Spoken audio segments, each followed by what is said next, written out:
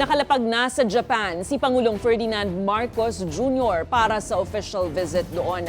Pero bago umalis ng bansa, kinumpronta ng media ang Pangulo patungkol sa alegasyon ng kanyang kapatid na si Senator Amy Marcos ukol sa umano'y tangkang no elections sa 2028.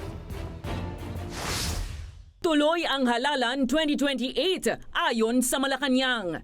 Yan ang pagtitiyak ng palasyo matapos ang alegasyon ng kapatid ni Pangulong Ferdinand Marcos Jr. na si Senator Amy Marcos na may tangka umanong harangin ang susunod na national elections. Sa ambush interview bago tumulak papuntang Japan ngayong araw, hindi na pinatulan ng Pangulo ang issue. Your sister said that you wanted a no election scenario. I wanted a no election. Allegedly, sir. Sa paglapag sa Tokyo para sa 4 na araw na state visit, agad humarap si PBBM sa isang pagtitipon ng Filipino community. Ayon sa datos, halos 350,000 registered Filipinos ang nasa Japan. Inaasahan naman ang pagbisita ng Pangulo at unang ginang Liza Marcos sa Emperor at Empress ng Japan sa Imperial Palace kung saan nakatakda ang pagpalitan ng honors. The First Lady with the Grand Cordon of the Order of the Precious Crown, and I with the Grand Cordon of the Supreme Order of the Chrysanthemum.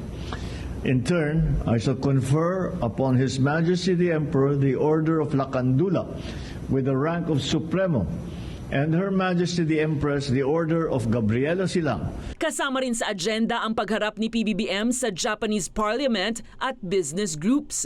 Itutulak ni Marcos ang pagpapalakas ng ugnayan ng dalawang bansa pagdating sa kalakalan at depensa. We will discuss where future synergies and complementary interests converge with those of Japan in the West Philippine Sea, the ongoing conflict in the Middle East, in ASEAN, our cooperation also with the United States, and the Philippines' candidature to the United Nations Security Council.